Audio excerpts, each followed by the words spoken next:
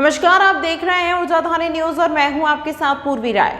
सिंगरौली के पूर्व विधायक राम लल्लू वैश्य के नेतृत्व में अंतर्राष्ट्रीय मानवाधिकार एवं अपराध नियंत्रण संगठन के पदाधिकारियों ने एनसीएल सीएमडी में मुलाकात कर सरकारी भूमि, वन भूमि, एग्रीमेंट की भूमि पर घर बनाकर वर्षों से निवासरत लोगों को भी विस्थापित की श्रेणी में समाहित कर उन्हें उचित मुआवजा देने की मांग करते हुए ज्ञापन सौंपा है। एनसीएल सीएमडी ने इस मुद्दे पर विचार करने तथा इस श्रेणी के विस्थापितों को उचित मुआवजा देने का आश्वासन दिया है। ज्ञापन में बताया गया कि शासकीय भूमि, वन भूमि, एग्रीमेंट की भूमि पर घर बनाकर निवासरत परियोजना प्रभावित परिवारों को भी उचित प्रतिकर विस्थापन, पुनर्वास एवं पुनर्विस्थापन लाभ दिलाए जाने व प्रमाणित बुकलेट के माध्यम से इसकी जानकारी साझा की जानी चाहिए। प्रदीप तिवारी, आप देख रहे हैं ऊर्जाधानी न्यूज चैनल। हमारे साथ मोरवा विस्थापन पर बात करने के लिए खास मेहमान हैं सिंगरौली के पूर्व विधायक राम लल्लू वैश्य जी। राम लल्लू जी, बहुत बहुत स्वागत है आपका ऊर्जाधानी न्यूज में। अभी कुछ दिन पहले मोरवा विस्थापन में जो सरकारी भूमि, वन भूमि, एग्रीमेंट भूमि पर मकान बनाकर निवासरत लोग हैं, उनके मांगों को लेकर पूर्व विधायक राम लल्लू वैश्य जी एनसीएल सीएमडी से मुलाकात कर ज्ञापन सौंपा है। आइए उस विषय में हम इनसे बात करते हैं। क्या इनकी मांगें थी, किस तरह की इनकी बातें हुई, क्या आश्वासन मिला। बहुत बहुत धन्यवाद तिवारी जी। एनसीएल अभी हमारे सिंगरौली के मढ़ौली, पजरे, छटका, झमुर्दा आदि गांव का बड़े पैमाने पर 1485.66 जमीन हेक्टेयर ज़मीन का अधिग्रहण किया जा रहा है।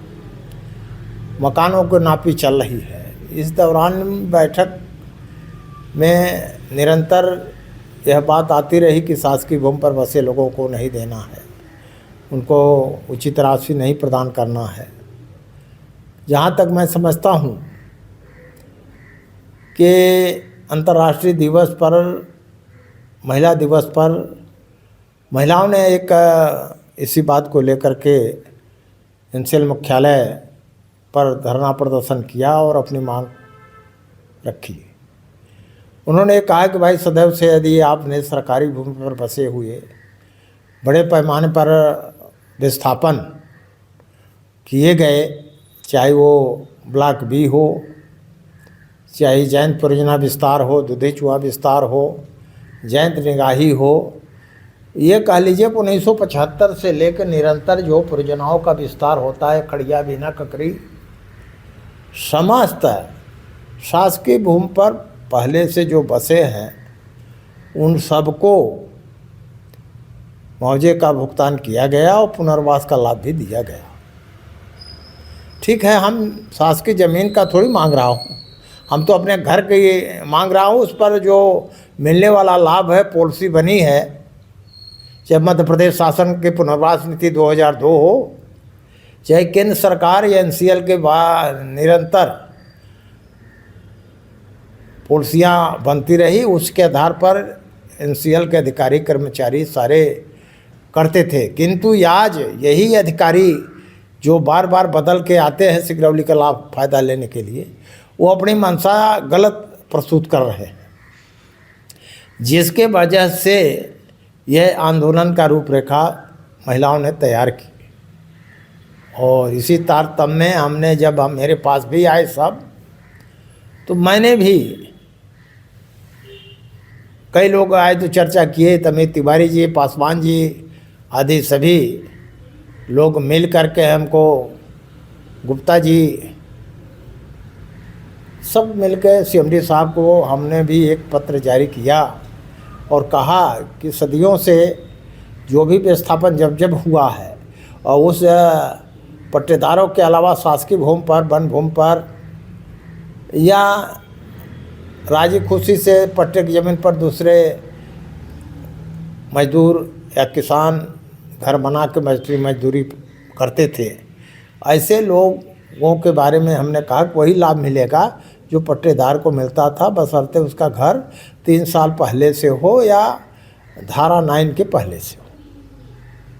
देखिए राम लल्लू जी, जिस तरह से आप बोले कि जयंत से लेकर दुधी चुहा मैंने कई ऐसा विस्थापन हुआ, ब्लॉक बी में हुआ। इसके पहले लोगों को किस तरह का मुआवजा दिया जाता था, जिस तरह से आज सरकारी भूमि वन भूमि एग्रीमेंट आ रही है, क्या पहले भी ऐसा होता था या पहली बार हो रहा है? ये हमेशा से मैं कह रहा हूँ ना कि 75 के बाद से जो भी परियोजनाएं, चाहे जयंत हो, दुधे चुआ हो, निगाही हो, अमलोरी हो, ब्लॉक बी हो, और उत्तर प्रदेश में भी जो परियोजनाएं आए वो सभी के लिए एक नियम सा एनसीएल में भी पुनर्वास नीति बनी थी। और हमने देखा भी, और हम लोग सब लोग मिलके लोगों का, सभी पट्टेदार के जिस तरह का लाभ पुनर्वास का मिला, मान लीजिए उदाहरण ले लीजिए, आज जयंत के वर्तमान 2011 का धारा नाव के अर्जन पर बसे लोगों के बारे में बात कर रहा हूँ। भारत सरकार की पॉलिसी भी है कि एसटी एससी के लोगों को भी किसी तरह का वन भूमि पर काबिज हैं तो उनको किसी प्रकार का तब तक बेदखल नहीं किया जाएगा जब तक उनको पुनर्वास का लाभ न दे दिया जाए। तो इसी बात को लेकर हमने आग्रह किया और बात किया हूँ कि भाई ये सबको मिलेगा। भाई वो ज़मीन का तो मांग नहीं रहे हैं आपसे, घर का मांग रहे हैं, और सदियों से इतने दिन से हैं तो जाएं कहाँ, इसलिए उसको इसका लाभ दिए हैं और देना चाहिए। देखिए, इस खबर को कई विस्थापित देख रहे होंगे, उनको एक बार स्पष्ट शब्दों में बताइए कि ये विस्थापन में क्या क्या लाभ मिलते, क्या पट्टेदारों को मिलना चाहिए, क्या सरकारी भूमि वन भूमि या एग्रीमेंट भूमि वालों को मिलना चाहिए?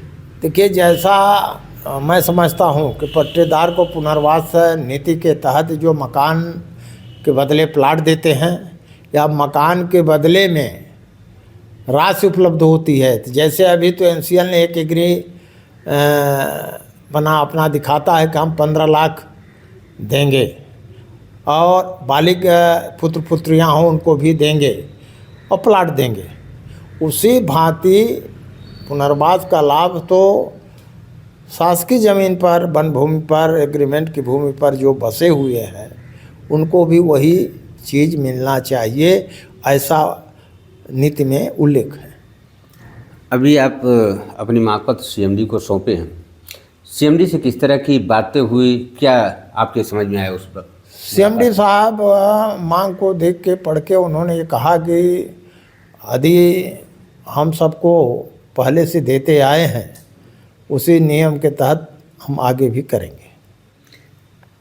अभी जानकारी मिली है कि कुछ पार्षद सीएमडी से मुलाकात कर और किसी ये मुआवजे को लेकर कुछ सहमति जताया है, जिसमें 5 लाख प्लाट के बदले में 5 लाख और 5 लाख जो वयस्क है, और जो सलूसियम होता है मकान भवन पर सलूसियम होता है, तो बिना सलूसियम का शायद मुआवजा लेने की सहमति उनके द्वारा जताया गया है। उस संबंध में आप क्या कहेंगे? हमको उसकी डिटेल जानकारी नहीं है, पर ये जो बातें हैं ये सब गलत है।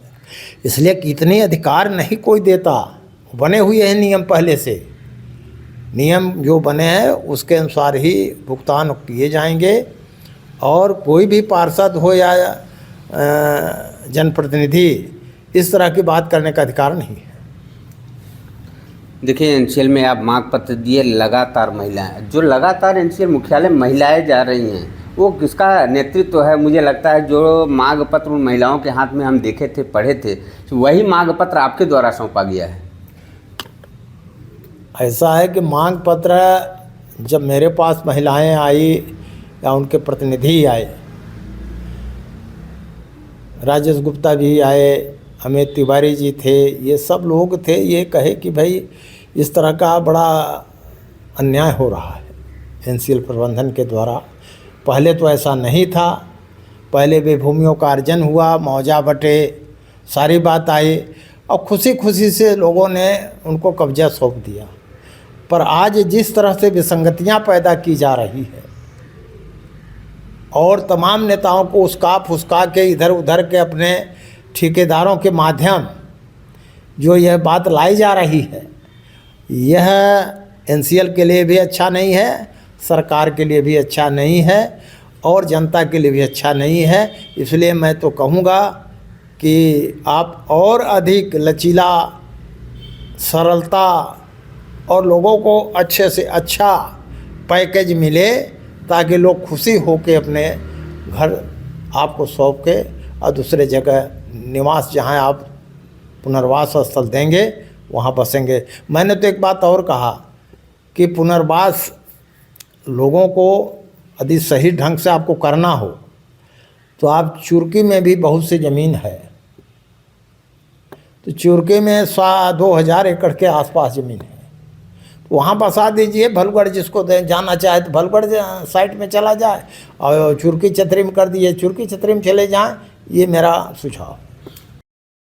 आज के डेट में एक्टिव नज़र आ रहे हैं, चाहे वो सिंगरौली विस्थापन हो, पुनर्विस्थापना हो या कोई समिति करके 4-5 हमको संगठन दिख रहे हैं। मुझे लगता है कि ये सारे संगठन अगर एकजुट होकर विस्थापन की मांग करें और सही तरीके से लड़ाई लड़ें तो सभी जो जायज़ मांगें हैं वो पूरी हो सकती हैं। इस संबंध में आप क्या कहेंगे? सबका उद्देश्य तो एक है, पर कुछ बीच पे भटक जा रहे हैं, इसलिए सबको एक मुद्दे पर ही बात करनी चाहिए। ये पॉलिसी बनी हुई है पहले से भी। यह एनसीएल के कुछ अधिकारी लोग नेताओं को घुमा फिरा के जो अपना बुक में लिखा पढ़ी कर रहे हैं कि देंगे, ये नहीं देंगे, वो देंगे, ये देंगे। मैं कहता हूँ कि एक्ट में लिखा हुआ है, जिला प्रशासन के साथ बैठ के बात करना चाहिए। यहाँ ये छिटफूट के कोई 5 लाख कोई 10 लाख की बात करे, सब बेकार है। एनसीएल ने जो बात पहले की थी, हम इंदिरा आवास में एक ही बात पूछना चाहता हूँ सरकार से कि जब पहले 40 बाई 60 का प्लाट देते आए हैं तो इंदिरा आवास मतलब 600 वर्ग फुट यानी 1.5 मील में क्या इंदिरा जी का निवास था?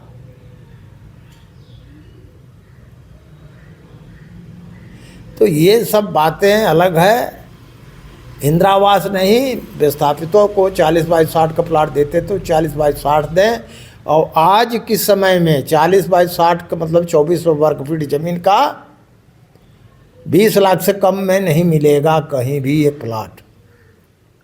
ठीक है, ये 15 देते हैं तो हमको प्लेन करके समतल करके प्लाट 40 बाई 60 का नाप के दें, और सारी सुविधाएं जो उसमें उल्लेख है पुनर्वास नीति में कि विस्थापन वालों को क्या क्या लाभ स्थल पर दिया जाएगा, हमको दे दें, कोई दिक्कत नहीं। कहाँ, भलगढ़ या चुरकी? चुरकी, भलगढ़ या चुरकी, देखिए भलगढ़ भी और चुरकी भी। देखिए चुरकी बनाए, बॉर्डर से लगा हुआ है लोगों को। आप कृषि उपज मंडी के अध्यक्ष से लेकर 20 साल लगातार जनप्रतिनिधि के रूप में कार्य किए, और हमेशा जिस तरह का चर्चा है कि गरीबों की हक की लड़ाई आप लड़े, उनकी बात रखे, उनकी मांगों को पूरा किए, विकास किए बड़े अच्छे तरीके से। और आज भी ये देखा जा रहा है जिस तरह से सरकारी भूमि वन भूमि एग्रीमेंट के भूमि के लोगों को दरकिनार कर दिया गया था, उनको सलूसियम न देना, प्लाट का पैसा नहीं देना, वयस्क को जो मिलना चाहिए लाभ नहीं देना, और आप लगातार वो लड़ाई गरीबों की लड़ाई जो है लड़ रहे हैं, और सीएमडी से भी उस विषय को लेकर मुलाकात की। अगर आपकी मांगें नहीं पूरी होती तो अगली रणनीति आपकी क्या होगी? ऐसा है कि क्षेत्र की जनता की पूरी तरह उनको न्याय नहीं मिलता है, चाहे वो भूमिहीन हो, अतिक्रामक हो, वन भूमि पर हो, पट्टे की भूमि पर हो। इन सबको बैठ के मिलजुल के एनसीएल को अच्छे से वार्ता करके और निर्णय स्पष्ट करना चाहिए। साथ ही मैं कह रहा हूँ कि एनसीएल को इतनी बड़ी छूट मिली यहाँ की जनता के द्वारा कि 100-150 मीटर के बाद भी घर बने हुए हैं। प्लास्टिक जोन 500 की बात करते रहते हैं, इसके बाद भी चुप लगाए बैठे हैं, और बड़े मुश्किल से अभी एक हाई कोर्ट में आजका लगी है। अब मैं तो ये कहता हूँ कि और आजका लगनी चाहिए, और यही नहीं, हाई कोर्ट में इस बात को भी बनाना चाहिए कि साहब ये गंभीर विषय है। एनसीएल के अधिकारी आंखें मूंद के ब्लास्टिंग करते हैं, कोई चिंता नहीं करते हैं। यहाँ चाहे हैंड पंप हो, सब सूखते जा रहे हैं। पानी पिएंगे कहाँ? विकास कब होगा? मुआवजा कब दे देंगे? किसी को मुआवजा एक जन का दे देने से हटेगा नहीं। जहाँ 20-25 हज़ार मकान उजड़ेंगे, यहाँ से विस्थापित होंगे परिवार 50 हज़ार से ऊपर। इन सबको ध्यान में रखते हुए मैं यही कहूँगा कि एनसीएल को बड़े पैमाने पर जिला प्रशासन या राज्य सरकार के अधिकारियों के साथ बैठ के इसका निराकरण करना चाहिए, या तो पहले से जो बन के नीतिगत होता आया है उसे लागू करें, इतना मैं कहूँगा। खबरों में फिलहाल इतना ही। बने रहे ऊर्जाधानी न्यूज़ के साथ।